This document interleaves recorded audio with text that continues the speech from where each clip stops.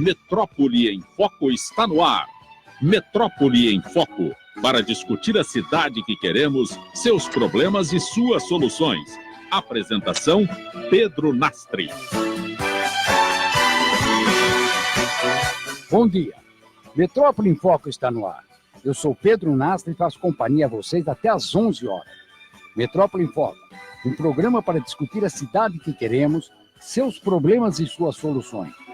Transmitido pela Rádio Trianon AM 740, Rádio Universal de Santos AM 810, Metrópole em Foco conta com a participação dos ouvintes que interagem através das redes sociais, pelo facebook.com/Metrópole em Foco, pelo WhatsApp através do número 999276210, pelo e-mail metrópole.trianon@gmail.com e pelo telefone do ouvinte 3289-3580.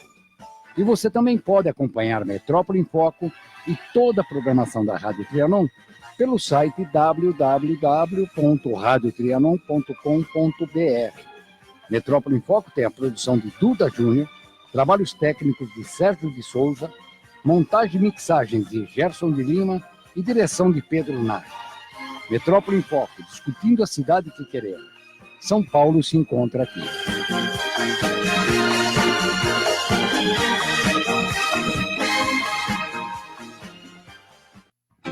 Que tal ganhar um Jeep Compass 0 km, um Ford Ka ou a 3 prêmios mensais de R$5.000? Promoção Sicredi Investir e Ganhar. Trazendo seus investimentos para o Sicredi, você recebe números da sorte e já está concorrendo. Para saber, fale com os nossos gerentes ou acesse meusicredi.com.br/investir e ganhar. E corre que é por tempo limitado. Certificado de autorização número 004.004212/2019.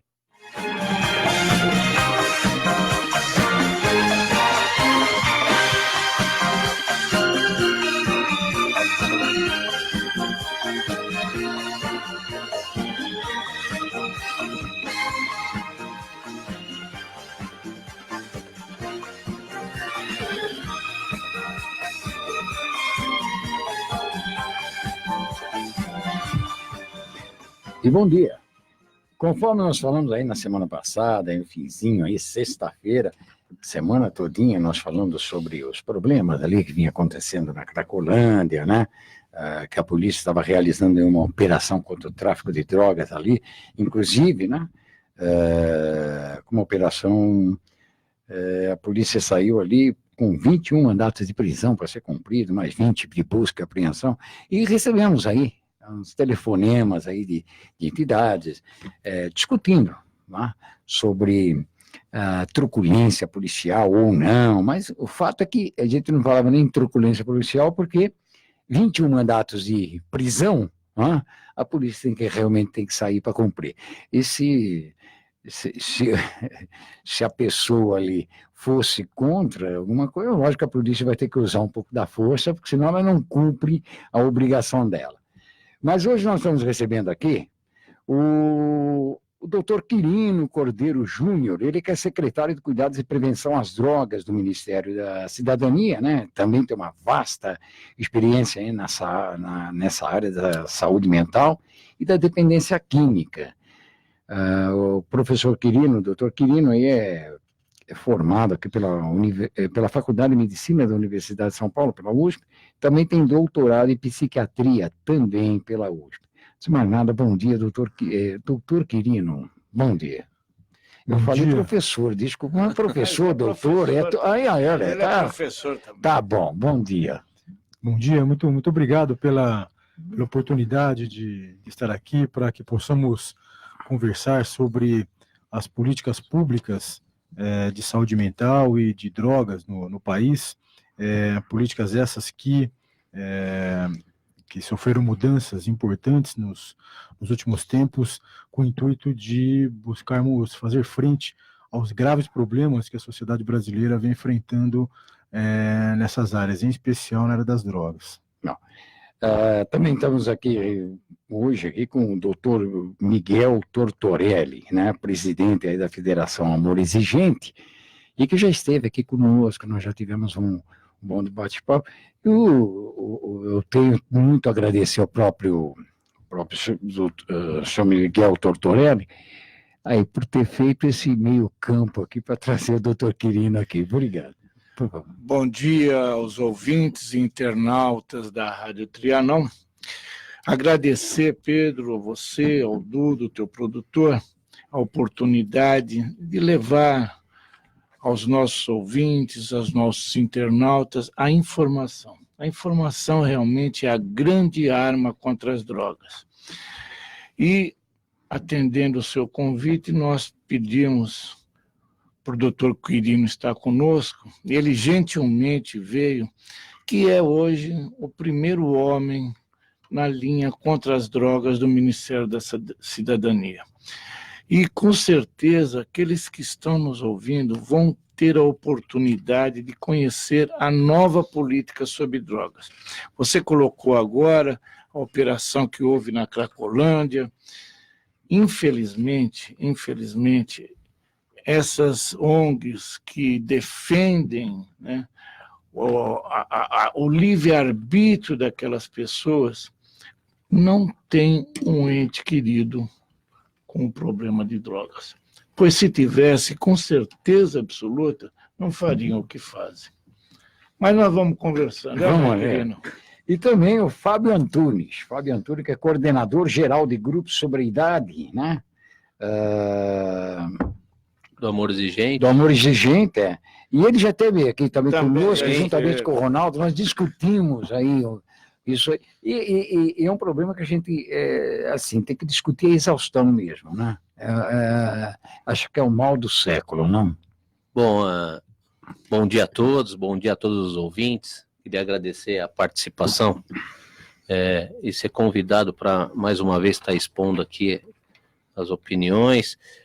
E nós falamos no outro programa exatamente sobre a prevenção anterior ao carnaval. Nós falamos, naquele programa a gente falou da prevenção ao carnaval, principalmente porque a Paulista ficava tomada por abusadores e muitos poderiam se tornar dependentes e sofrer uma dificuldade maior dentro das suas famílias.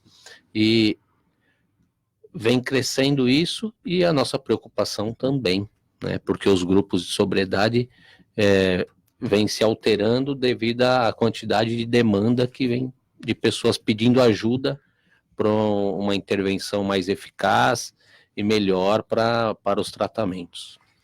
E o Dr. Quirino vem nos ajudar a pensar e entender melhor quais são as novas políticas e como fazer essas as intervenções com maior eficiência. Bom, trazer aqui o doutor Quirino, né? Temos que aproveitar. Aproveitar aqui, até porque ele já está aqui com o pé no aeroporto, hein? Ele já está com o pé no aeroporto. Aliás, Pedro, te agradecer, né, o convite, a sua preocupação constante com esse grande problema que aflige hoje, não é só o Brasil, é o mundo. Né? Nós estamos com uma epidemia de drogas, principalmente do crack. Né? E abrir esse espaço, trazer realmente o doutor Quirino, que é hoje a grande autoridade com isso no Brasil, só temos que te agradecer. Não, a mim não. Eu acho que nós discutimos uma cidade que nós queremos, mas antes de discutir a cidade que nós queremos, nós temos que começar a discutir a cidade que nós não queremos. Exatamente. Porque eu acho que essa é mais importante. Aquilo que nós não queremos, né? Isso aqui a gente bate aqui direto.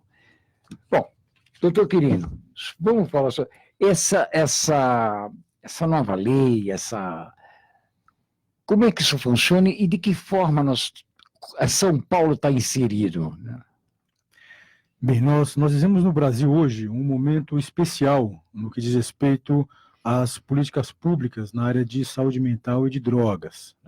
No final do ano de 2017, para tentarmos fazer frente aos graves problemas que nós enfrentamos na área de saúde mental no país, o Ministério da Saúde publicou a nova Política Nacional de Saúde Mental. naquela ocasião, já uma série de mudanças foram realizadas com o intuito de o poder público poder prestar um tratamento mais efetivo para as pessoas que apresentam transtornos mentais, tanto para o fortalecimento da atenção chamada de base comunitária, que é basicamente o tratamento feito para os pacientes que não estão em quadros mais agudizados. Só para a gente ter uma ideia, quando a atenção à saúde mental da população brasileira foi organizada numa rede assistencial, alguns serviços foram excluídos da rede. Então, por exemplo, no que diz respeito ao tratamento de base comunitária, então, os ambulatórios de saúde mental não apareceram na constituição inicial da rede, então esses serviços começaram a ser sistematicamente fechados Brasil afora. E aqui, na cidade de São Paulo, no estado de São Paulo, isso aconteceu de maneira bastante importante. Então, com a nova política de saúde mental, por exemplo, no final de 2017, os ambulatórios de saúde mental entraram na rede com a possibilidade, então, de nós fortalecermos o tratamento de base comunitária para as pessoas. E também, naquela ocasião, houve a intenção de fortalecermos, então, o tratamento para internações de pessoas que apresentam agudização de seus quadros clínicos, por motivações basicamente ideológicas, de entendimento, quando também da constituição dessa rede de atenção a pessoas que apresentam transtornos mentais, serviços importantes, como, por exemplo, os hospitais psiquiátricos, não foram incluídos na rede. E esses serviços também começaram a ser sistematicamente fechados no Brasil, o que diminuiu sobremaneira a quantidade de leitos para internação para pessoas que apresentam transtornos mentais, incluindo aí a dependência química, o que acabou dificultando, de maneira muito importante, a internação de pessoas que, quando apresentam a agudização de seus quadros clínicos, precisam ter um lugar apropriado para que elas possam receber o tratamento de maneira mais intensiva. Então, já naquela ocasião, nós colocamos os hospitais psiquiátricos, por exemplo, nessa rede de atenção, com o intuito, então, de brecarmos esse fechamento indiscriminado que vinha sendo realizado desse serviço e que estava causando problemas importantes para a saúde das pessoas. Doutor Quirino, quantos leitos foram fechados nesses últimos anos? O Brasil chegou a ter cerca de 120 mil leitos para internação. Hoje, no Brasil, nós temos pouco mais de 20 mil leitos. Ou seja, nós tivemos o fechamento de cerca de 100 mil leitos em hospitais para internação de pessoas com transtornos mentais e dependência química. Isso pode justificar essas pessoas que nós vemos na rua, que às vezes estão falando sozinho? Miguel, não temos dúvida disso. Na realidade, hoje, o Brasil, para nós termos uma ideia, tem uma taxa com cerca de 20 mil leitos que nós temos hoje no Brasil para internação de pessoas com transtornos mentais graves, incluindo aí dependência química, com esses cerca de 20 mil leitos, para uma população de mais de 200 milhões de pessoas, hoje o Brasil tem uma taxa menor do que 0,1 leito para cada 1.000 habitantes. O que significa isso? Há vários estudos internacionais e nacionais mostrando que qualquer sociedade que tem uma taxa de menos de 0,3 leito para cada 1.000 habitantes, começa a colocar a sua população em risco. Risco do quê? Risco de aumento de suicídio, porque essas pessoas que necessitam, às vezes, de uma internação, um risco de suicídio importante, precisariam ser internadas. Quando não há vaga para internação, elas ficam desassistidas e podem acabar, enfim, executando, então, o ato suicida. Uma outra questão que é importante também é que, numa situação em que tem penúria de leitos para internação, as pessoas acabam, então, podendo entrar em conflito com a lei, numa agudização do seu quadro clínico, estão completamente fora de controle. Por conta disso, então, elas entram em conflito com a lei e são presas. Se vulnerabilizam e são presas. Então, nós também temos um aumento da quantidade de pessoas com transtornos mentais graves e dependência química nos presídios. Você tem esse número? Sim, e a outra questão que é importante, Miguel, é que nós temos também, numa situação desse tipo, aumento de pessoas com transtornos mentais graves e dependência química em situação de rua. Porque essas pessoas, elas precisam de internação, não conseguem, se vulnerabilizam, começam a perder o suporte social, o suporte familiar e vão para as ruas. Que é basicamente, Miguel, o cenário que nós temos hoje no Brasil. Você estava falando de números, Hoje a estimativa é que pacientes com transtornos mentais graves, excluindo a dependência química, se a gente incluísse a dependência química, esse número seria muito maior, mas se pegarmos pacientes com transtornos mentais graves, em presídios no Brasil, a estimativa é que hoje nós temos mais de 62 mil pessoas, isso incluindo pessoas com quadros psicóticos, como esquizofrenia, transtornos do humor grave. Ou seja, então nós tínhamos, na área de saúde mental no Brasil, um cenário bastante dramático, o que levou então o governo brasileiro, no final de 2017, naquela ocasião eu estava no Ministério da Saúde, e eu era responsável pela política de saúde mental naquela ocasião, então eu participei de maneira efetiva para mudanças na política de saúde mental, para que nós pudéssemos, então, oferecer condições para que os gestores públicos locais, dos estados, dos municípios, pudessem reorganizar a assistência social, a assistência à saúde mental das pessoas, para que as pessoas pudessem, então, receber um tratamento de melhor qualidade. Agora, então, no ano de 2019, então, eu saí do Ministério da Saúde, eu fui para o recém-criado Ministério da Cidadania, e a parte da política sobre drogas no governo federal foi para o Ministério da Cidadania, numa recém-criada também secretaria, que é a Secretaria Nacional de Cuidados e Prevenção às Drogas, né, que chama-se Senapred. Então, hoje eu sou secretário dessa recém-criada secretaria. E nós tivemos a possibilidade também para buscar, enfim, fazer frente aos problemas que nós vimos enfrentando, agora mais especificamente na área de drogas no Brasil. Nós publicamos, agora no dia 11 de abril, a nova Política Nacional sobre Drogas, no dia 11 de abril, que foi publicado por meio de um decreto presidencial, o decreto presidencial 9761, agora de 2019. E mais recente, então, agora, no dia 5 de junho, foi publicada a nova Lei de Drogas, que é a lei número 13.840, agora de 2019. A nova Política Nacional sobre Drogas, então, reorienta as ações do governo federal, enfim, para a implementação das ações no enfrentamento às drogas, e a nova Lei de Drogas, então, passa a regulamentar os vários aspectos relacionados à área das drogas em toda a sociedade brasileira.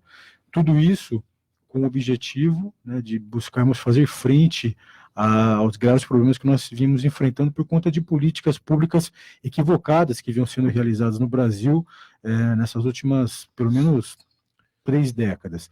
Então, nós passamos agora, então, a ter um alinhamento de 3 importantes normativas, que é a nova Política Nacional de Saúde Mental, publicada no final de 2017, com a nova Política Nacional sobre Drogas, e mais recentemente, então, agora, a nova Lei de Drogas. Então, são 3 normativas que se alinham e buscam oferecer à sociedade a oportunidade de um enfrentamento mais incisivo e mais efetivo às drogas no país. Bom, e isso aqui vocês passam todos os governos, né, estaduais, como os 5.500 municipais aí, né? Como é que tem sido, de que forma esses governantes aí vêm recebendo isso? Existe resistência ainda? Porque vamos lá, o nosso prefeito Bruno Covas, no dia 3 de junho, ele falou que queria sentar aí com o ministro da Cidadania, Osmar Terra, né, para entender essa proposta aí do presidente Jair Bolsonaro, que pretende adotar, né, a abstinência como regra no país. Né. Também a decisão partiu aí de um convite aí, de uma reunião que Covas teve junto com o João Dória. E aí a política que hoje se aplica aqui é uma política que vai meio que na contramão. Com certeza. Né? Na contramão, porque ela foca aí na redução de danos, né? Garantir que o paciente, né, melhore aos pouquinhos, vai melhorando isso aqui. E agora ele queria entender, até porque eu lembro que no início da gestão municipal, que nós tínhamos o Dória aqui, a ideia era fazer essas internações, né, involuntárias. E aí arrumou problema com ONGs, arrumou Ministério problema Público. com o Ministério Público, uma série de coisas, né? Questionei, inclusive, naquela época, o João Dória como prefeito, quando esteve aqui, se é um problema de saúde e a pessoa não tem discernimento, né? Como é que, se ele não tem discernimento para falar, eu quero ser internado, então nós vamos deixar, e aí seria omissão do Estado na saúde pública. Como é que fica? É uma coisa que não fazia mais sentido, né? Como é que vê isso? E hoje, parece que teve assim, uma conversa com o nosso prefeito? Hoje, então, como eu disse, né, nós temos esses novos norteamentos para as políticas públicas na área tanto de saúde mental quanto de drogas no país. E quanto à resistência também, né? Isso, e é interessante, né, talvez nós aproveitarmos essa ocasião até para nós colocarmos quais são as principais mudanças, os principais norteamentos que nós temos. Você mesmo disse, né, a mudança hoje, então, que nós temos do objetivo do tratamento, que sai de um tratamento que antes era focado basicamente na redução de danos, ou seja, você ajudar o indivíduo a diminuir a quantidade de crack, por exemplo, que usava, então ele saía de 10 para 8 pedras por dia, ou você diminuir danos mudando, por exemplo, o tipo de droga que ele usava, ele deixar de usar crack, passar a usar maconha, por exemplo. Isso daí era um grande absurdo, e o que ajudou muito a levar o Brasil a estar na situação em que está hoje nessa área das drogas, que os pacientes com dependência química vinham sendo deixados à sua própria sorte, com tratamentos pouquíssimo efetivos, né, para ajudá-los a superar esse grave problema que é o problema da dependência química. Então, nós passamos agora, por exemplo, na área do tratamento, a nos pautarmos pela promoção da abstinência. O que se busca agora é ajudar o indivíduo, né, no tratamento a deixar as drogas, viver uma vida em sobriedade, recuperado, reinserido socialmente. Mas só para a gente aproveitar essa ocasião, então, só para a gente falar um pouco sobre as principais mudanças, então, né, que essas normativas novas, então, trazem na área de drogas.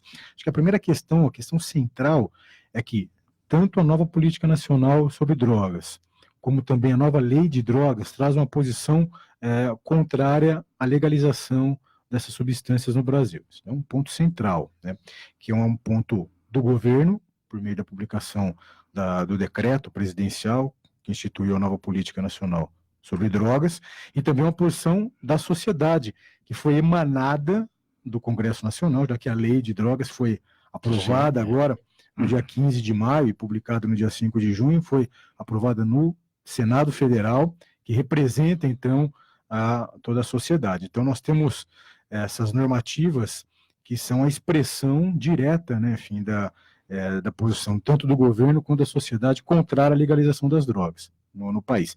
E isso norteia bastante, né, enfim, as novas diretrizes nessa área no país. A outra questão importante é que esses documentos, eles trazem o tempo todo a ideia de se proteger a sociedade contra as drogas. Essa é uma outra questão que é bastante importante e bastante forte nessas normativas, e passam, então, a nortear, a dar as diretrizes para as ações do governo federal. Em algumas frentes mais específicas, por exemplo, na área de repressão, o que se busca na área de repressão com essas normativas novas é um endurecimento da ação contra o narcotráfico, em especial o narcotráfico ligado ao crime organizado. E isso tem dado sustentação já para algumas ações que o governo federal tem lançado, como, por exemplo, o projeto anticrime, né, enfim, enviado para o Congresso Federal pelo ministro Sérgio Moro, a publicação da medida provisória 885, que é uma medida provisória importante que reformula o FUNAD. O FUNAD é o Fundo Nacional Antidrogas, e essa medida provisória, então, agora ajuda a descapitalizar o crime organizado, em especial ligado ao narcotráfico, né, a tirar os bens dos narcotraficantes, das organizações criminosas, porque a ideia só não é prender e endurecer a pena. Isso é importante. É importante. Mas o importante também é você descapitalizar, desfinanciar o crime organizado. E essa medida provisória, 885, que também foi enviada para o Congresso, tem esse objetivo, né? Uma medida provisória assinada agora pelo presidente Bolsonaro, enviado para o Congresso, e que a ideia é descapitalizar o crime organizado, pegar esses recursos e investir em políticas públicas. E antecipar também os leilões desses bens. Isso, essa questão, Miguel, questão interessante. Hoje no Brasil, nós temos, por conta de uma ineficiência, né, assim, uma má vontade de gestões anteriores do governo federal para lidar de maneira mais efetiva com a questão da repressão ao narcotráfico, hoje nós temos no Brasil mais de 80 mil itens apreendidos com narcotráfico. Estão sendo deteriorados. E que estão se deteriorando. Itens como, por exemplo, aviões, lanchas, carros, ônibus, motos, e que estão nos pátios Brasil afora, apodrecendo e onerando o poder público. Você precisa pagar um lugar para armazenar isso daí. Então, uma outra questão que é importante também, né, Fiel? Esse daí é um dinheiro que financiaria o tratamento, exatamente, o equipamento, para a repressão também. É lógico. E que é justamente o que essa medida provisória agora, a 885, que foi publicada agora em junho, busca fazer. Descapitalizar o crime organizado, descapitalizar o narcotráfico, pegar esse dinheiro e colocar em políticas públicas. Tem uma outra frente ainda na repressão, né? Então essa ideia de se ter um endurecimento na repressão contra o crime organizado, no governo federal tem, né, o projeto chamado agora Projeto Em Frente Brasil, né? Esse Projeto Em Frente Brasil é um projeto que conta com um grupo de trabalho que tem realizado suas ações e conta com representantes de vários ministérios. Eu, por exemplo, represento o Ministério da Cidadania nesse grupo, né, do Projeto Em Frente Brasil, e que tem como objetivo fazer frente à criminalidade violenta, em especial focada nos homicídios. E no Brasil nós temos tendo já os primeiros resultados das ações do governo federal nessa área. No primeiro semestre, nós no Brasil conseguimos a redução de 22% do número de homicídios no Brasil. Então esse é um resultado já direto das ações que nós temos tido aí no enfrentamento ao narcotráfico e outras ações ligadas a aumento da repressão. Então uma outra questão importante nessa frente da repressão, que é o aumento da apreensão de drogas. Só para nós termos uma ideia, só a Polícia Rodoviária Federal apreendeu no primeiro semestre mais de 600%, teve um aumento de 600% da apreensão de drogas comparado ao primeiro semestre do ano passado.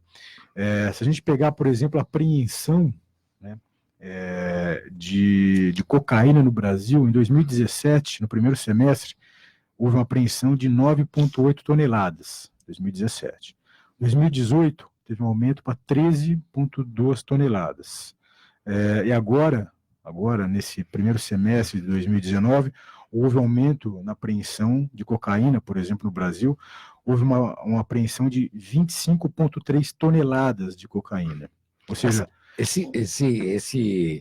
essas toneladas e toneladas de cocaína aqui não é para consumo interno, né? É para vender internamente, e o Brasil é rota do tráfico também. As duas coisas. As duas coisas. O Brasil hoje é um caminho de passagem de cocaína para o tráfico internacional. O Brasil é rota de tráfico, em especial da cocaína da pasta, né, de coca, sim, que vem principalmente da Bolívia e do Peru. No entanto, o Brasil tem se tornado também, por conta de políticas públicas inefetivas na área de drogas no Brasil, o Brasil tem aumentado bastante o uso da cocaína. Só para a gente ter uma ideia, de acordo com o relatório da UNODC, a UNODC é o Escritório sobre Drogas e Crimes da ONU, da Organização das Nações Unidas. O último relatório foi publicado no ano de 2017 e mostra que o Brasil é o segundo maior mercado consumidor de cocaína do mundo. E o primeiro em crack. Né? E o primeiro longe do crack, né? Então, o crack é um subproduto, né, da cocaína. Só para a gente ter uma ideia, então, Miguel, o Brasil consome 20% de todo o crack consumido no mundo. Então, essa grande apreensão de drogas, em especial de cocaína, tem essas duas questões. Primeiro, apreendendo drogas, né, que o Brasil, então, é um corredor para exportação de cocaína, em especial para o mercado europeu.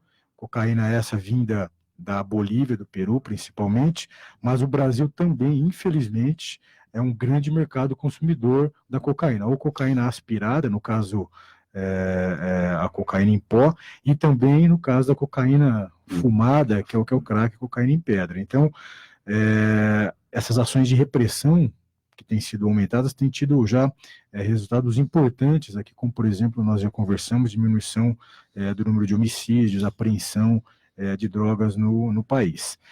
Queria só uma pergunta, Pedro. A redução de danos ocasionou esse aumento do consumo? Mas eu vou pedir agora, então, essa pergunta vai ficar no ar. Eu vou entrar num pequeno intervalo, nós voltamos logo em seguida.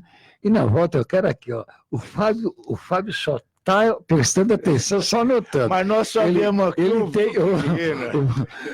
Depois eu gostaria que o Fábio também fizesse uma intervenção aqui, porque ele tem aqui um relatório. Aqui eu estou vendo o relatório do Fábio. Vamos entrar no pequeno intervalo, voltamos logo em seguida. Lembrando que o Metrópole em Foco ele tem o oferecimento Sicredi, que é a primeira instituição financeira cooperativa do Brasil. Que tal ganhar um Jeep Compass 0 km, um Ford Ka ou a 3 prêmios mensais de R$5.000? Promoção Sicredi Investir e Ganhar. Trazendo seus investimentos para o Sicredi, você recebe números da sorte e já está concorrendo. Para saber, fale com os nossos gerentes ou acesse meusicredi.com.br/investir e ganhar. E corre que é por tempo limitado. Certificado de autorização número 004.004212/2019. Ranking Universitário confirma. Universidade Paulista Unip, há 6 anos consecutivos, é a particular preferida do mercado profissional em todo o Brasil. Forma cidadãos conscientes, criativos, empreendedores. Unip, qualidade comprovada. Martins Araújo. Rompendo fronteiras. Alô, amigas da Trianon e da Universal de Santos. Gentil Luso Brasileira, eu e a Adriana Cambaúva estaremos com vocês todas as quartas-feiras, das 22h30 à meia-noite, apresentando Portugal dentro de nós, com o melhor da música portuguesa e o mais completo boletim do futebol português. Contamos com a audiência de todos vós.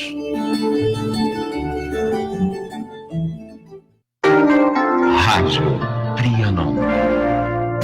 Quer ouvir nossa rádio em seu celular ou tablet, em qualquer lugar? Então baixe agora o aplicativo Radiosnet. São milhares de emissoras do mundo todo e você vai ouvir de graça muita música, notícias e esportes. O aplicativo Radiosnet está disponível para o seu smartphone Android e iOS no site radiosnet.com. Trianon AM 740.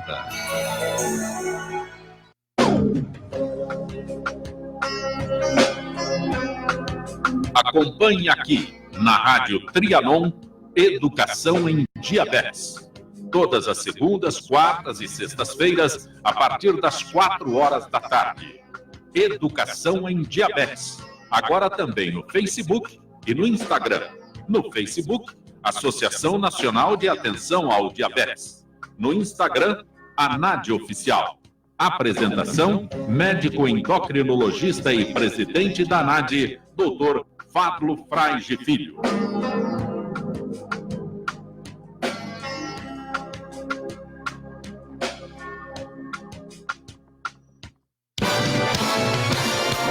Participe da nossa programação através dos telefones 3289-3580 ou 3253-4845 ou acesse trianoam.com.br.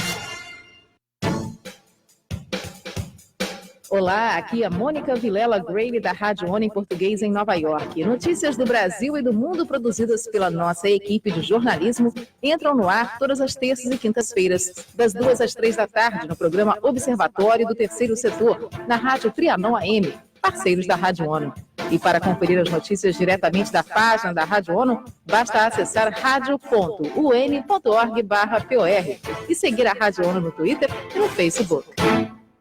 Há mais de 40 anos, a Transmundial vem trazendo ao Brasil programas de estudos bíblicos, aconselhamentos, entretenimento, jornalismo, musicais, incluindo produções para crianças, jovens, homens e mulheres. Agora você da Grande São Paulo tem a nova opção para ouvir a Transmundial, AM 740 Rádio Trianon e AM 810 na Baixada Santista, em 2 períodos, de madrugada entre 1 e 5 da manhã e mais tarde das 8 às 9:30 da manhã. Acompanhe nossa programação todos os dias. Transmundial, para todo mundo ouvir. Rádio Trianon AM 740. Informação, prestação de serviço, utilidade pública. Só podia ser aqui, na Rádio Trianon de São Paulo e Universal de Santos. Trianon.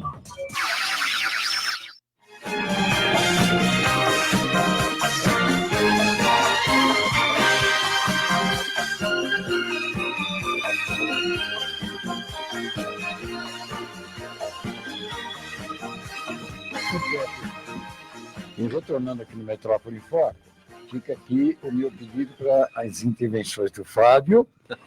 Miguel Tortorella acabou de fazer antes do nosso intervalo, tinha feito uma pergunta aqui para o doutor Quirino. Quer que repete? Você por pode favor. repetir, por favor.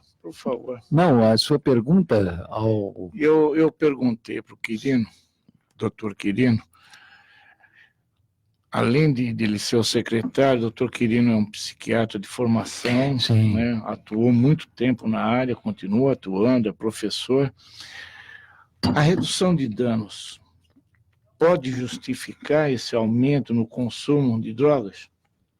A redução de danos, ela pode justificar, que seria essa política que veio sendo utilizada agora. Que veio até essa lei, nova lei, ser realmente assinada pelo nosso presidente. Que, aliás, essa lei é de autoria do Dr. Osmar Terra, que é médico e hoje é o ministro da Cidadania. A nova lei de droga, da 13.840, publicada agora, no dia 5 de junho, né, deste ano, é de autoria do agora presidente, agora ministro da Cidadania, Osmar Terra, na ocasião em que ele era deputado federal, né? O projeto de lei, o PLC 37, que acabou dando origem à nova lei de drogas. O ministro Osmar Terra, que tem uma história importante, né, enfim, de luta no enfrentamento às drogas no país. Acho que respondendo a sua questão, Miguel, sobre a questão da redução de danos, é importante, né, só para a gente continuar dando um pouco do panorama, né, das principais mudanças que aconteceram nas políticas públicas de drogas no país, então, com essas recentes normativas publicadas. Na área do tratamento e de reinserção social, nós tivemos mudanças importantes. A primeira delas, então, como nós já dissemos, houve uma mudança, então, do enfoque, sai a redução de danos. A ideia agora não é com o tratamento diminuir danos que as drogas causam para as pessoas, isso daí já é mais que sabido que as drogas causam dano para as pessoas. A ideia agora com o tratamento, o que se busca com o tratamento, não é só reduzir danos e deixar as pessoas, então, usando drogas, mas a ideia é que a gente, então, busque de maneira efetiva que as pessoas deixem as drogas. A ideia, então, que os tratamentos busquem a promoção da abstinência, que as pessoas possam se recuperar, ter uma vida em sobriedade, reinseridas socialmente, porque elas possam ter dignidade, que elas possam voltar a trabalhar, estudar, cuidar das suas vidas, cuidar das suas famílias. Então, esse é um ponto importante. Ainda na questão do tratamento e reinserção social, houve a possibilidade, então, agora, isso previsto em lei, da internação involuntária, que é aquela internação que acontece quando o paciente não quer receber esse tipo de tratamento. Quando, então, que a internação involuntária é possível, né, de acordo com as novas normativas? A internação involuntária, ela se coloca como possibilidade, e eu avanço ainda, não só como possibilidade, mas em alguns casos como necessidade, quando o indivíduo apresenta um quadro de dependência química grave. Por conta disso, o quadro clínico compromete a sua capacidade de entendimento, a sua capacidade de compreensão da realidade. Por conta disso, então, o indivíduo começa a ter um comprometimento da capacidade de tomar decisões autônomas, ele perde a sua autonomia, e com isso começa a se colocar em risco ou colocar outras pessoas em risco. Nesse tipo de situação, então, há a necessidade da realização de internação involuntária. É a primeira vez que na lei que regulamenta, então, a área de drogas no Brasil, é a primeira vez que se coloca, então, a internação involuntária como a possibilidade da realização de tratamento para as pessoas com dependência química. Isso é fundamental, porque em algumas situações a internação involuntária realmente salva a vida das pessoas, né, que apresentam dependência química, e pode salvar, inclusive, a vida de pessoas que convivem com a pessoa que apresenta dependência química. Sim. Porque, às vezes, a pessoa com dependência química pode entrar num grau, assim, pode apresentar uma gravidade tal, tamanho do seu quadro clínico, pode colocar em risco, inclusive, pessoas que convivem consigo. Então, esse é um ponto importante. Muito tem se falado, né, enfim, tem se colocado essa questão em alguns grupos sociais, que isso daí poderia ser um risco para violação de direitos, mas, de verdade mesmo, Pedro, violação de direitos não é quando uma pessoa que tem indicação de internação involuntária é submetida à internação. Violação de direitos é quando há a necessidade de internação involuntária, essa pessoa não é internada, não recebe esse tratamento. E isso que vinha acontecendo no Brasil meramente por conta de questões ideológicas, né? E não por conta de questões técnicas. Então, por conta disso, milhares de pessoas foram deixadas à sua própria sorte ao longo desses últimos anos. Mas aí de repente pode cair naquela omissão do Estado. Exatamente. Né? O poder público no Brasil, Pedro, vinha se omitindo diante dessas situações graves que vinham cometendo pessoas com dependência química, que vinham cometendo as suas famílias. Então, não é mais possível. Por causa disso. Muita gente morreu por conta disso. Então, não é mais possível a sociedade se deparar com isso. Só para a gente ter uma ideia do grau de aceitação dessa medida, a Folha de São Paulo publicou agora, recentemente, uma pesquisa feita pelo Datafolha, mostrando que 80% da população é favorável à internação involuntária para dependência química. Esse número sobe e muito, mais de 90%, quando fica claro, então, para as pessoas que a internação involuntária vai se dar para dependência química quando, então, o indivíduo perde a capacidade de tomar decisões autônomas, começa a se colocar em risco, colocar outras pessoas em risco. De verdade, Pedro, eu conheço poucas, aliás, talvez eu não conheça política pública que tem tamanha aceitação popular como essa, com a possibilidade de internação involuntária nisso, porque isso é senso comum.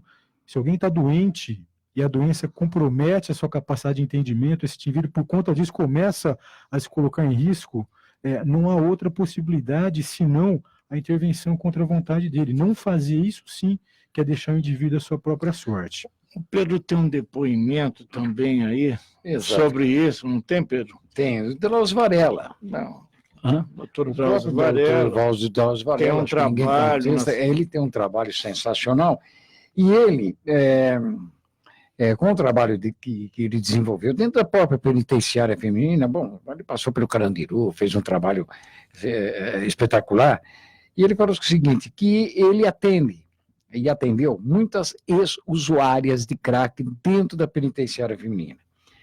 Ele falou o seguinte, que quando ele perguntava se eram a favor da internação compulsória dos dependentes, né, em especial da região da Cracolândia, que é da onde nós estávamos conversando, todas responderam que sim, todas. E ele falou, olha, não encontrei uma única qualquer que sugerisse ao contrário. Tá? E elas, veja bem, são as pessoas que passaram por isso e disseram o seguinte, não há condição de você esperar que o doente aceite a sua internação. Ou ele vai para uma internação compulsória e aí sim, depois, com o trabalho, e ele um pouco, aí com maior discernimento, ele pode falar o seguinte, agora, olha, foi isso que me salvou e é isso que me tirou, porque se dependesse de mim, não. O Fábio podia falar sobre isso agora, que passou por isso. O que você fala? Nossa, minha mente está aqui pensando em diversas coisas. Agora o Fábio... As intervenções, viu, Fábio? Há alguns anos, né, efetuando intervenções, inclusive no presídio, eu tive a oportunidade de fazer grupo de sobriedade dentro de um presídio feminino, e uma frase que ficou marcante de uma menina de Belém, que foi presa por tráfico internacional, ela falou assim, eu precisei ser presa para encontrar a liberdade das drogas. né? Ela só conseguiu encontrar a liberdade de parar com o uso depois que ela foi presa e encontrou um grupo de sobriedade dentro do presídio. Isso ficou marcante, né?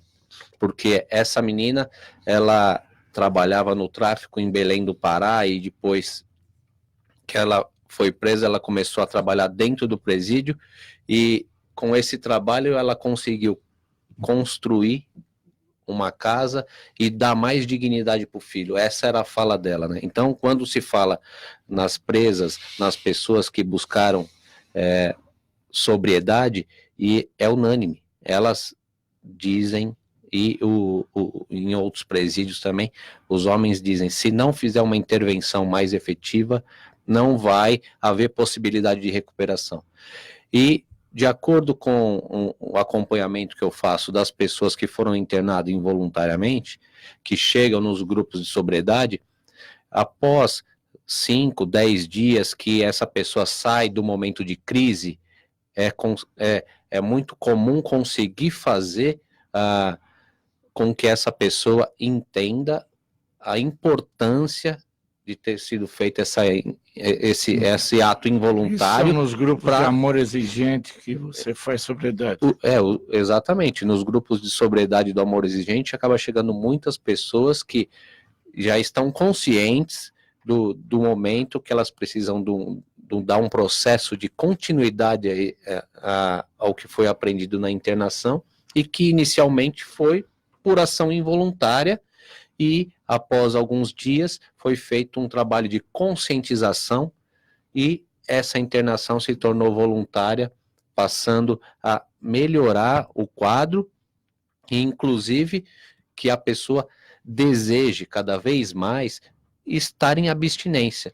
E em contrapartida do que foi falado do programa de redução de danos, do programa anterior, eu tentei diversas vezes e não conseguia.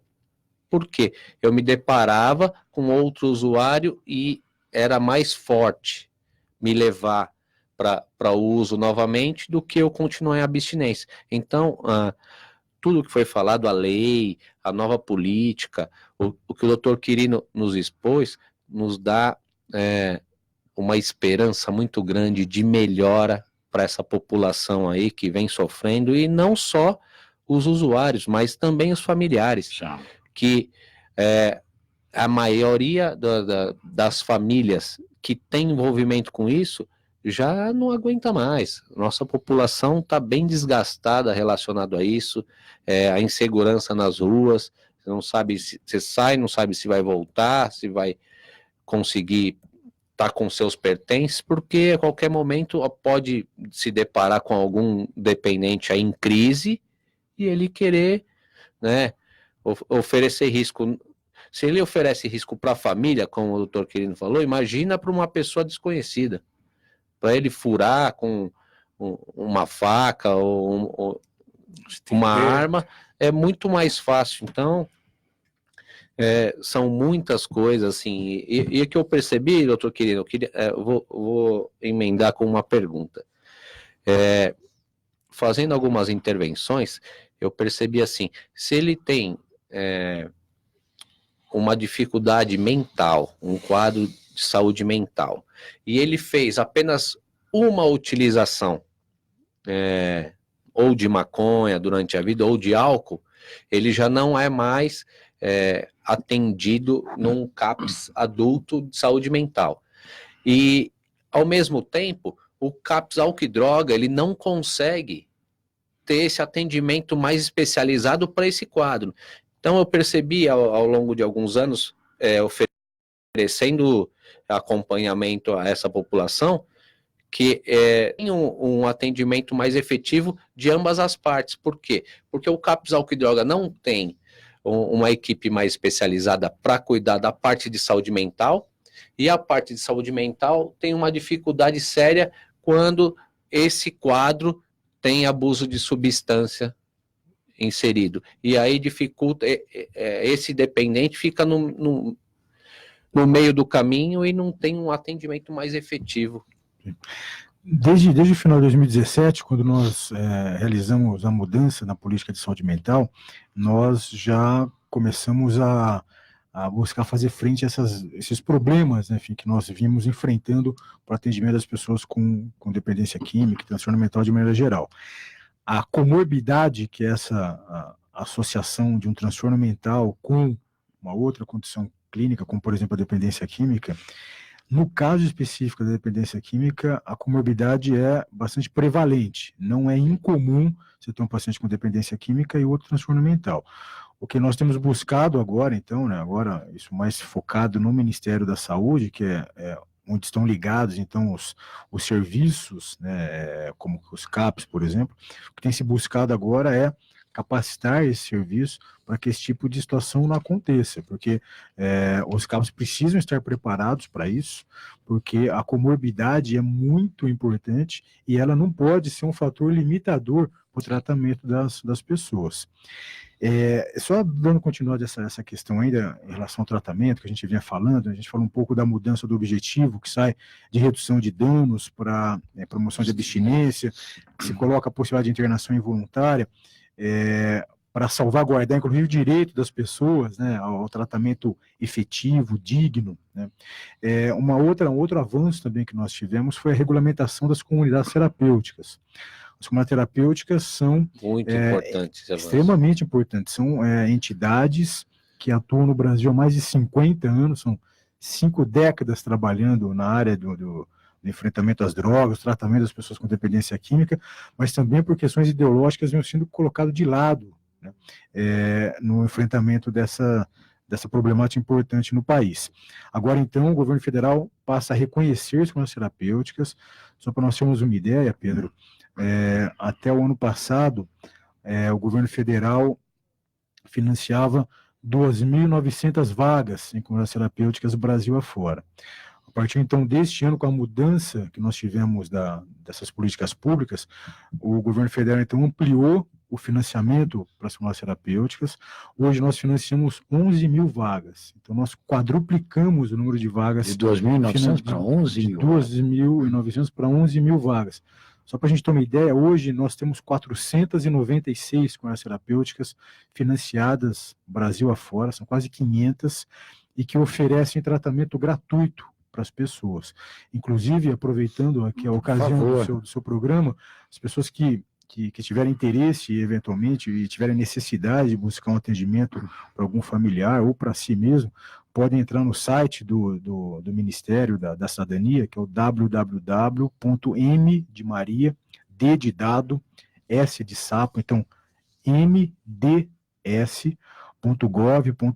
Lá vai achar um georreferenciamento. Nós criamos um mapa de todas as comunidades terapêuticas do Brasil. Então, o indivíduo que entrar lá vai ter o mapa do Brasil com vários pontinhos, então pode clicar no seu estado, no seu município, e vai aparecer lá onde tem a comunidade terapêutica, com endereço, contato, para que a pessoa então possa... e todas elas alinhadas com essa com a nova política, todas ótimo. Elas, né? As comunidades terapêuticas oferecem um tratamento baseado na promoção da abstinência, na recuperação, na reinserção social das pessoas.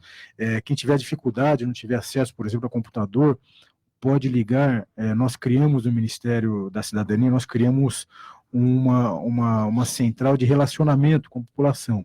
Então, também, quem tiver necessidade de buscar, por exemplo, um tratamento em comunidade terapêutica, pode ligar para o telefone 121 e o código que precisa apertar é o código 4. Então, liga 121, na hora que for atendido, digita o código 4 e vai conversar com um dos nossos atendentes para receber informações, enfim, sobre a política, sobre drogas em geral e sobre onde buscar tratamento em comunidades terapêuticas. Isso, os familiares também, que familiares, problema, liga para lá, olha, preciso... O próprio indivíduo, né, enfim.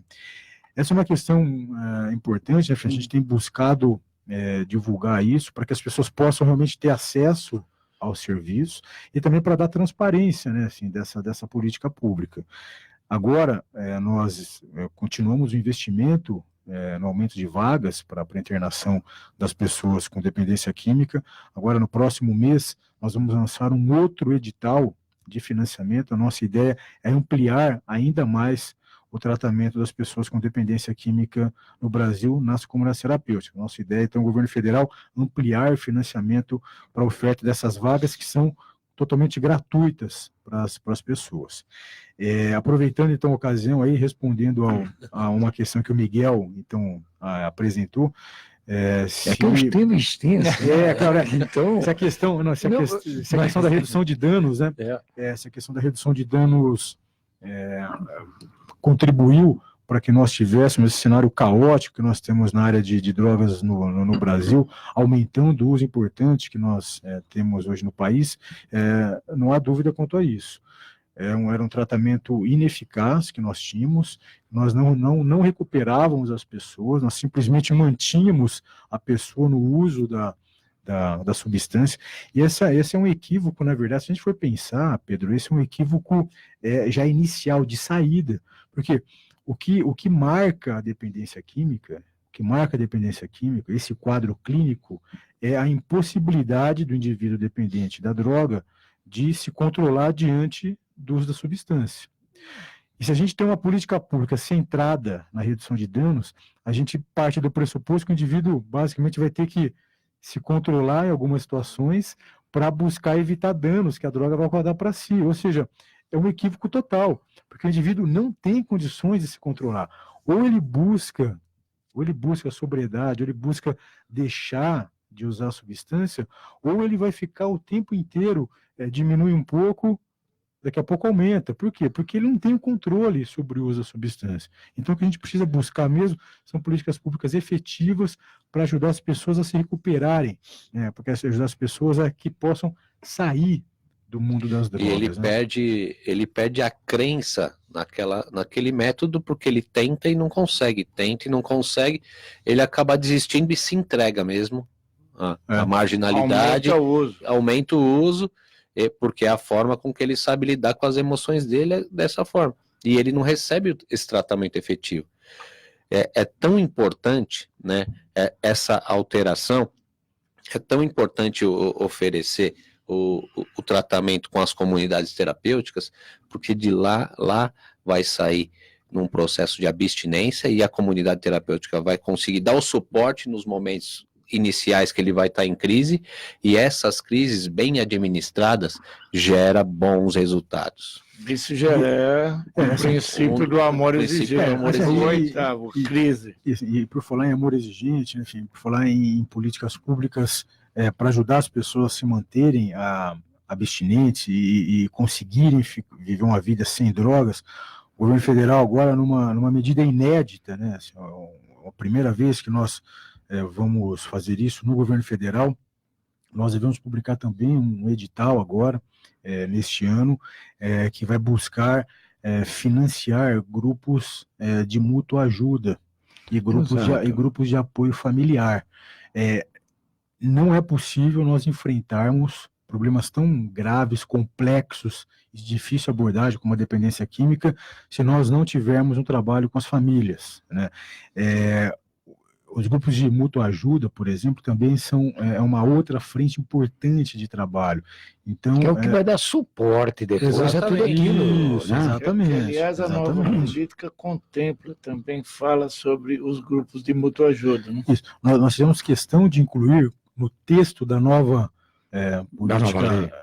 política nacional sobre drogas, né, do decreto, quando nós organizamos, então, a rede de assistência às pessoas com dependência química, há lá todos os serviços, né, enfim, que podem prestar cuidado, como, por exemplo, as terapêuticas, hospitais psiquiátricos, ambulatórios, CAPs, mas nós fizemos questão de incluir ali os grupos de mútua ajuda como parte dessa rede essencial e também os grupos de apoio familiar, porque não é possível nós termos sucesso na abordagem das pessoas com dependência química se nós não trabalharmos também nesses contextos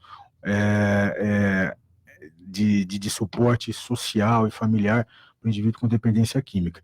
E aí, também agora então, né, Pedro, respondendo a sua questão que você tinha me feito, só para a gente, então, depois de passar esse panorama de quais são as principais ações que o governo federal vem realizando nas frentes de repressão, tratamento, reinserção social no país, na realidade nós então temos buscado o contato com os gestores locais. Eu, por exemplo, aqui em São Paulo, né, estive recentemente em uma reunião com o governador do estado, com o prefeito, buscando ofertar para os gestores locais toda essa gama de possibilidades, né, de tratamento, de reinserção social, as políticas públicas que nós estamos desenvolvendo no governo federal. Nós temos também ações na área de prevenção, né? Nós temos uma série de atividades que estamos fazendo na área de prevenção. Nós lançamos agora recentemente, no mês de junho, uma campanha nacional de prevenção, cujo tema é Você Nunca Será Livre se Escolher Usar Drogas, né? Nós estamos com várias frentes de ação nessa campanha. Nós temos também agora ações. Nós vamos participar, junto com a Associação Brasileira de Psiquiatria, agora no mês de setembro, na campanha do Setembro Amarelo, que é de prevenção do suicídio. Como nós já dissemos, nós temos tido um aumento do suicídio no Brasil. Esse é um ponto importante, viu, Pedro?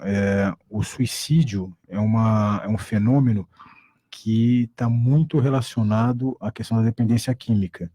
1/4 das pessoas que morrem por suicídio apresentam dependência química. O principal fator de risco para alguém morrer por suicídio é a presença de um transtorno mental, incluindo a dependência química. Primeiro fator de risco dos transtornos mentais são os transtornos do humor, como, por exemplo, a depressão. Em segundo lugar, está a dependência química. Então, e a gente está enfrentando um problema grave, Pedro, recentemente, porque nos últimos 15 anos o Brasil vem enfrentando um aumento importante das taxas de suicídio, também decorrente dos problemas que nós vimos enfrentando na oferta de cuidado para as pessoas. E agora, então, no mês de setembro, nós entramos com essa campanha, porque não é possível fazer política pública na área de drogas sem termos um foco no suicídio.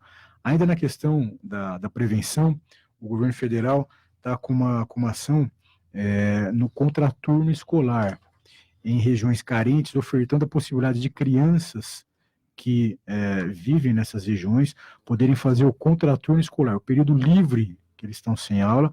Eles fazem, então, atividades esportivas em unidades das Forças Armadas, como Marinha, Exército, Aeronáutica. O nome desse programa é Programa Forças no Esporte, que é o Profesp. Hoje nós temos quase 30 mil crianças já fazendo atividades nos batalhões das Forças Armadas. Com isso, elas ficam livres das drogas, da ação do narcotráfico, e podem, convivendo nos batalhões das Forças Armadas, podem adquirir princípios que vão nortear a sua vida daí para frente, para que elas possam ter uma vida íntegra, enfim. Mais recentemente, nós recebemos também no governo federal um recurso do Fundo Nacional de Direitos Difusos, e nós devemos começar uma campanha o ano que vem, uma campanha contra o uso de tabaco, álcool e outras drogas em gestantes, em lactantes, ou seja, mulheres que estão amamentando, e também mulheres que são mães de crianças na primeira infância. Então, a ideia é que nós também possamos agir nessa frente de prevenção. E também, por último, nós estamos trabalhando agora com ações de prevenção em eventos esportivos, com a ideia de que droga e esporte não combinam, e aproveitar os eventos esportivos para que nós possamos, então, levar a mensagem da prevenção às drogas, já que são eventos que contam com uma grande quantidade de pessoas. Então, o governo brasileiro está trabalhando também essas ações de prevenção, que iniciamos agora, enfim, nessa gestão, e o nosso objetivo, então, é levarmos as possibilidades das ações de repressão, cuidado, tratamento, reinserção social, prevenção para os municípios e para os estados. E claro que nós contamos, né, enfim, com a sensibilidade política, né, dos gestores locais para que nós possamos executar essas ações alinhadas em conjunto, porque só assim, de verdade, é que nós vamos conseguir dar potência para as ações, porque nós ofertamos essa possibilidade de ação, agora nós dependemos muito, né, dos gestores locais para executá-las, né? Isso, Pedro, é aquilo que você falou quando entrevistou o Bruno Covas. Eles estiveram com Exato. tanto Dória com o Bruno Covas. Exatamente.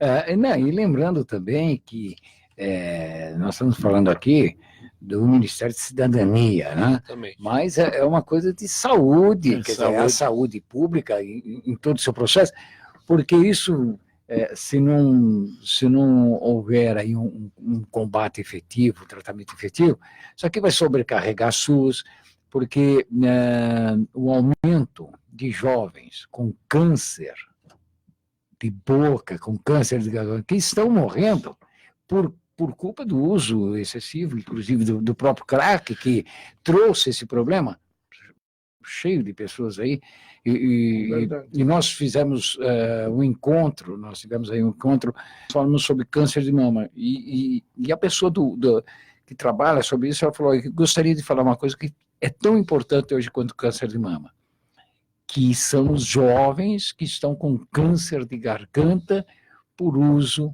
do crack. Então é um problema de saúde e que traz um custo muito alto, tá?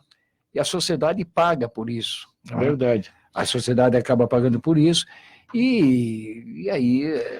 E tem uma coisa, pelos liberacionistas, aqueles que trabalham para liberar o uso de drogas, de maconha, e eles falam que o que o governo está fazendo é gasto com comunidades terapêuticas, é investimento, porque isso daí nós vamos lá na frente deixar de gastar com o SUS. Exato. Entendeu? A prevenção... Bom, esse é o grande caminho, nós temos que chegar antes. Na verdade, nós temos questão também de colocarmos, né, no decreto da nova lei da nova Política Nacional sobre Drogas, que as ações de prevenção precisam ser o carro-chefe das ações na área do enfrentamento às drogas no país. Tanto é que por isso, né, nós estamos já agora, nesses primeiros 7 meses de governo, realizando essas ações para prevenção, e a nossa ideia é intensificarmos ainda mais as ações de prevenção de drogas no país, porque nós precisamos efetivamente buscar evitar que as crianças, os jovens, os adolescentes se iniciem nesse mundo. Nós estamos aqui na linha com o secretário de Direitos Humanos, o secretário Ronaldo. Gostaria ele vai entrar agora aqui no ar, que ele vai fazer uma pergunta para o senhor. Bom dia, secretário. Bom, peraí um pouquinho, bom dia, mas eu sou assessor. Assessor? Eu não sou secretário, eu sou assessor da Coordenação de Política de Drogas daqui da Secretaria de Direitos Humanos. Bom dia, tudo bem? Bom dia. Nós estamos aqui com o secretário, acho que o senhor está ouvindo o programa, né? Sim, sem dúvida, um grande secretário, doutor Quirino, bom dia. É uma alegria muito grande ouvi-lo por esse trabalho único que o senhor tem feito, né? E eu acho que faz parte desse processo a orientação que o senhor está dando nesse programa. Agradeço ao próprio Pedro Nassi, à Rádio Trianon, por estar fazendo esse programa. Eu tinha uma pergunta específica aqui, que é a seguinte. Eu entrei, como vocês falaram que tinha o programa, que já tem um site, né? Aliás, outra coisa que eu também quero parabenizar, eu entrei no site, o site está funcionando totalmente, o que é uma coisa hoje em dia, às vezes as pessoas sugerem, faça isso e o site não funciona. Entrei no site, localizei aqui as comunidades, mas percebi que não existe nenhuma comunidade na cidade de São Paulo. Eu vi que existem em várias cidades, obviamente, mas eu queria entender por que dentro da cidade de São Paulo não tem. É mais difícil encontrar uma comunidade que possa atender aos quesitos do Ministério da Cidadania para ser incluída? Olá, Ronaldo, bom dia para você, muito bom conversar com você hoje. E parabenizo também pelo importante trabalho que você vem realizando aqui em São Paulo. Em relação às comunidades terapêuticas, hoje no estado de São Paulo, né, o governo federal financia 70 unidades, né, no estado de São Paulo inteiro. A grande questão, né, em centros urbanos, em geral, é mais difícil nós termos comunidades terapêuticas. Entretanto, nós temos algumas comunidades terapêuticas financiadas em centros urbanos, como, por exemplo, né, aqui no estado de São Paulo mesmo, em Guaratinguetá, nós temos uma, da Fazenda da Esperança. Nós temos, por exemplo, pensando em grandes cidades, em grandes capitais, nós temos, por exemplo, em Curitiba, né, nós temos a CRINV, que é uma comunidade terapêutica urbana, Então, é mais difícil nós termos as comunidades terapêuticas em centros urbanos. Em geral, elas são entidades que funcionam mais em centros rurais. Entretanto, nós temos experiências em vários outros lugares de comunidades terapêuticas urbanas. Eu acho que é importante, né, enfim, nós falarmos sobre isso, porque lá no Ministério da Cidadania agora nós estamos trabalhando para incentivarmos as comunidades terapêuticas. Nós devemos agora fazer um novo credenciamento, nós vamos ampliar o número de financiamento, nós pretendemos ampliar o número de vagas, e sem dúvida alguma nós temos interesse muito grande, né, contamos aí com a ajuda tanto do Estado de São Paulo quanto do município, para nós buscarmos a possibilidade de ampliarmos as comunidades terapêuticas, inclusive em centros urbanos. Tenho certeza que isso vai ajudar sobremaneira, né, enfim, a nós diminuirmos os obstáculos de acesso das pessoas aos serviços. Então, nós temos interesse total, viu, Ronaldo, claro, de termos essas unidades nos perímetros urbanos. Nós temos a ideia de termos também uma outra dificuldade que nós temos, e também contamos aí com a parceria, né, dos gestores locais, para aumentar, por exemplo, vagas para alguns nichos específicos, né, de população. Então, por exemplo, para mulheres, só para nós termos uma ideia, né, das 11 mil vagas que nós temos hoje, nós temos apenas 700 vagas para mulheres. Então, nós temos um número menor ainda de vagas para mulheres.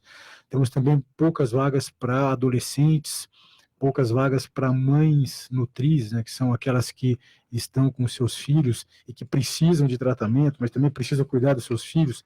Nós temos algumas experiências aqui no estado de São Paulo. Eu falei, por exemplo, da Fazenda da Esperança, lá em Guaratinguetá, né, lá eles têm vagas para mãe nutriz.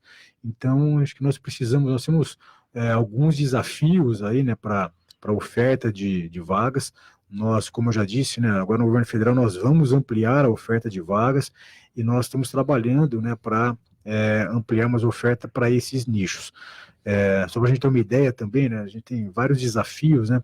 Recentemente, agora eu tive uma reunião lá em Brasília com a secretária do Ministério dos Direitos Humanos, né, uma pasta correlata à sua, né, lá no governo federal, com a Sandra Terena.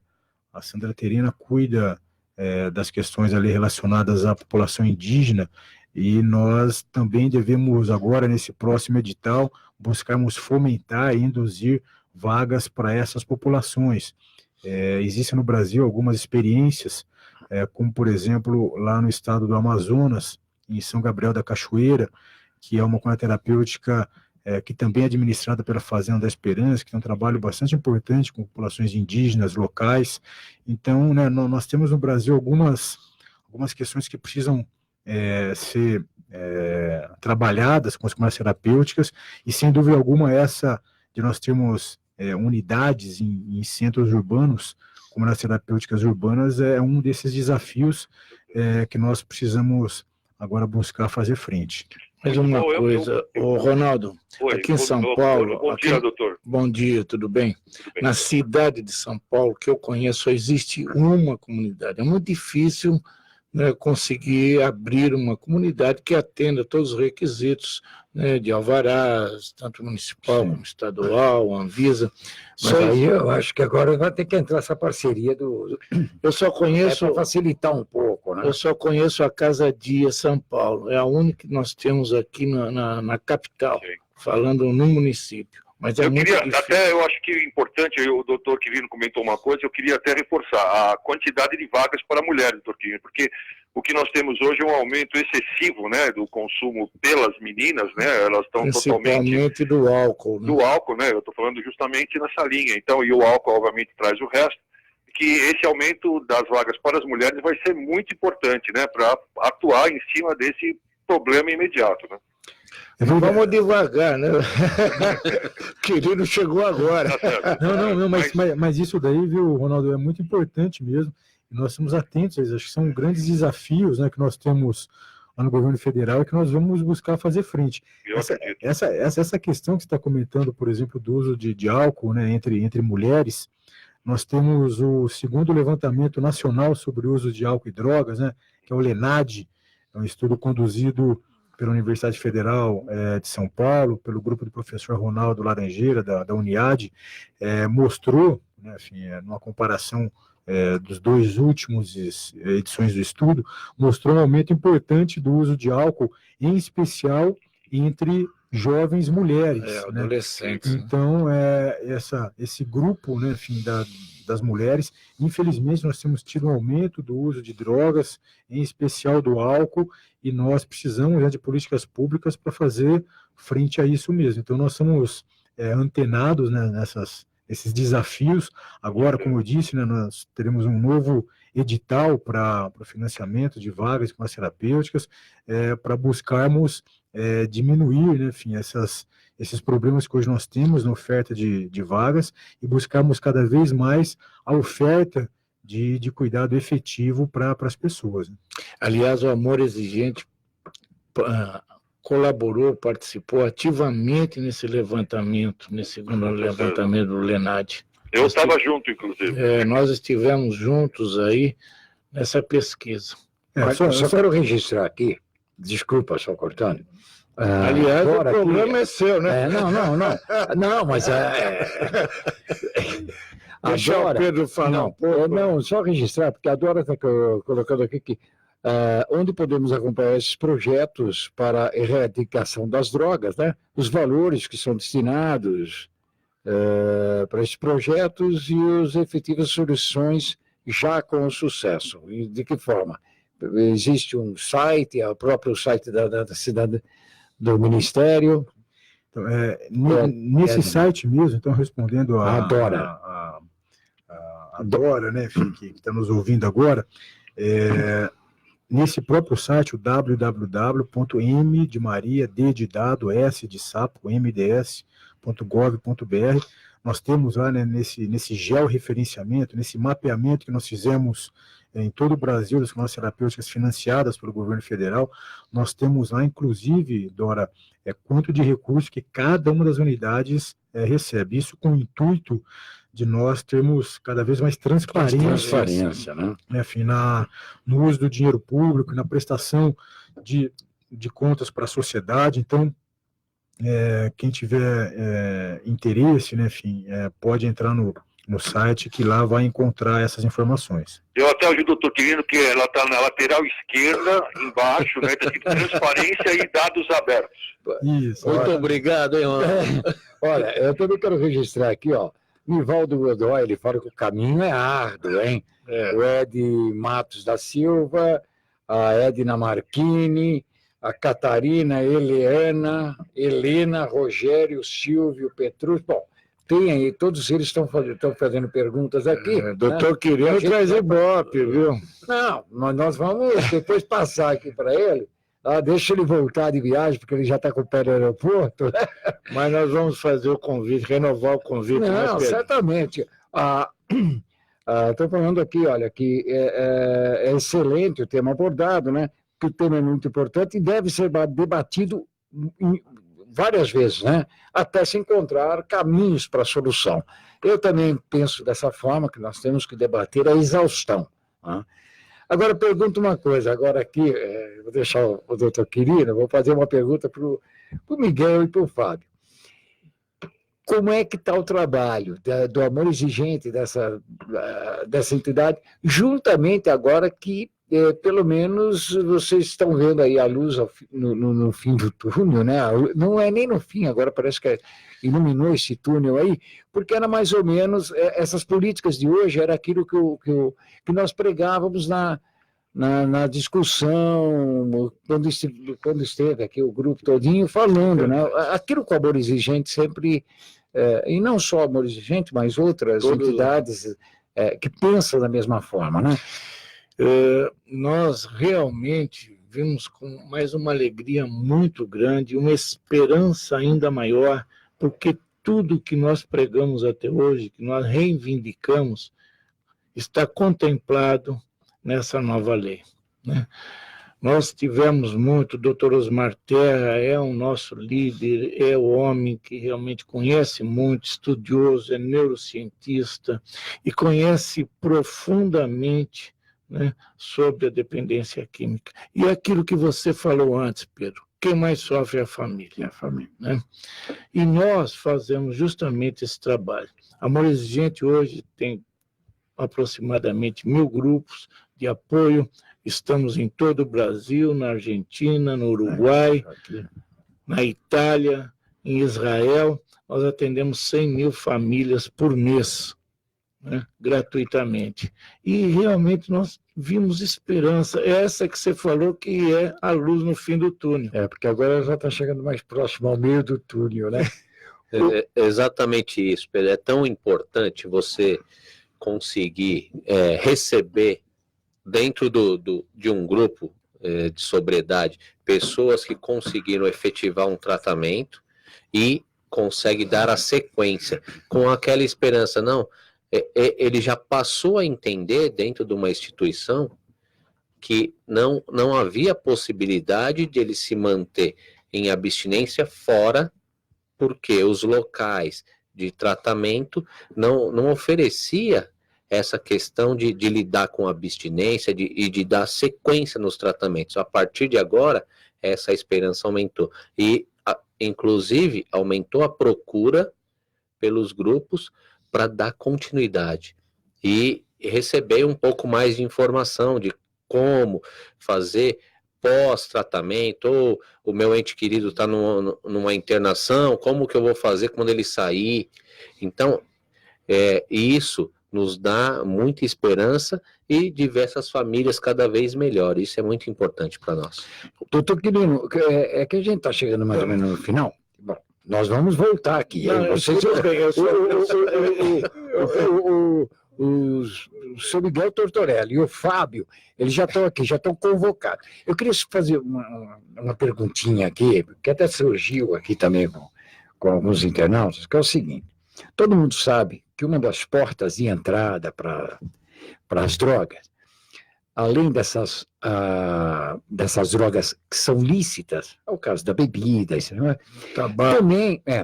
Também muitas vezes, ela é apresentada pelos amigos, não é verdade? Através de um amigo, ela não vem sozinha, não é o traficante que vem lhe dar, o traficante ele vem mais tarde, no momento é os amigos. E esses amigos, muitas vezes, estão dentro da própria escola.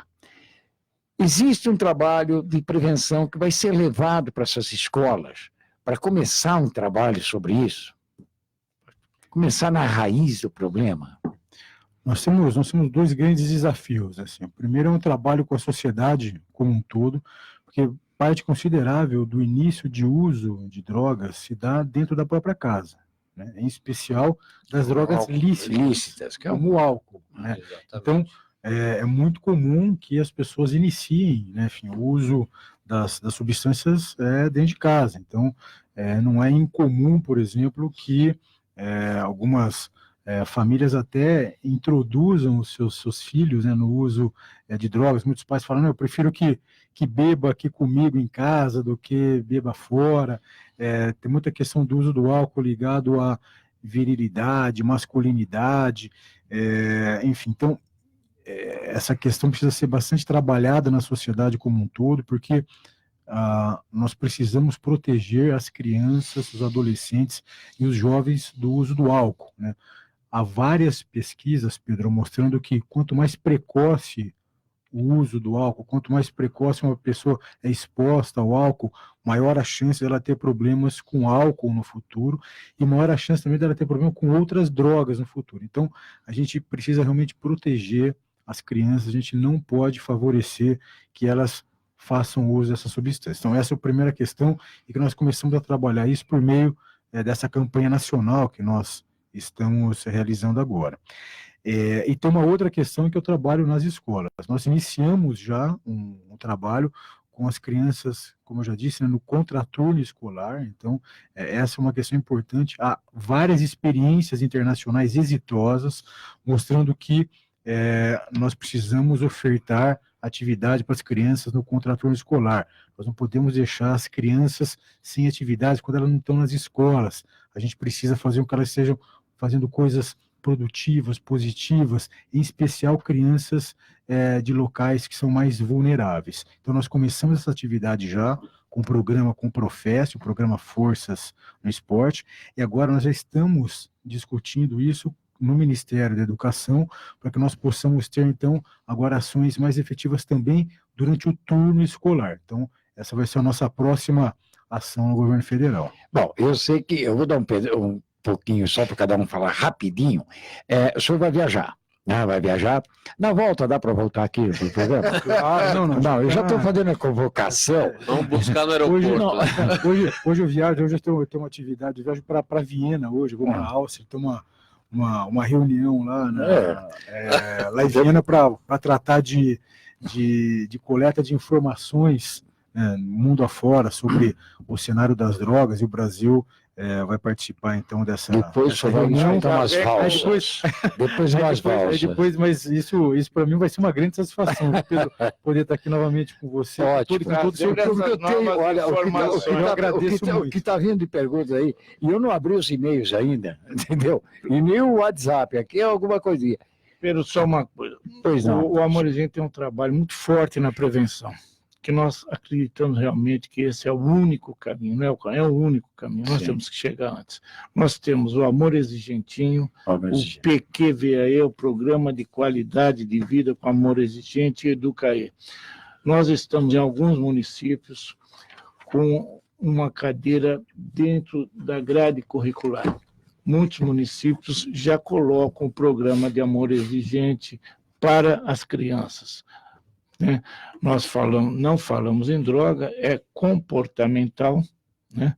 E realmente a gente tem obtido um resultado muito satisfatório. Seu Miguel, posso contar com o senhor aqui, com o Fábio? Enquanto ele está lá em Viena, ouvindo as valsas, dançando aqueles salões de Viena, o senhor e o Fábio vai estar aqui juntamente aí, vamos discutir um pouco mais, porque tem que se discutir a exaustão. Nós temos um problema e não podemos enfiar a cabeça na terra e fazer de conta que isso aqui não existe, que está sendo... as coisas estão acontecendo, estão sendo resolvidas. Não, há 30 anos nós temos um problema ali, e esse problema parece que nem começou a ter uma solução. Pedro, nós só temos a agradecer, porque são raras as oportunidades que nós temos, principalmente quem trabalha contra as drogas. A favor tem um espaço grande. Fabiano, obrigado. Obrigado, Paulo. Até breve. Pedro. Tem problema, somos todos santos. E terminamos agora o Metrópole em Foco em cima da hora. Vamos voltar na próxima ocasião com o Miguel Tortorelli, o Fábio e o Quirino. Na hora que voltar, vamos fazer um balanço. Olha, muita coisa está aqui. Sem dúvida. Use e abuse. O programa é esse mesmo. Discutir a cidade. Muito obrigado pela oportunidade mais uma vez, Pedro. Seja por isso. E o programa está aqui para discutir a cidade que nós queremos. Isso, e mais importante, como nós dissemos, discutir uma cidade que nós não queremos. Muito obrigado. E fique agora com o Lucas Neto, melhor para a melhor idade. Lucas. Que tal ganhar um Jeep Compass 0 km, um Ford Ka ou a 3 prêmios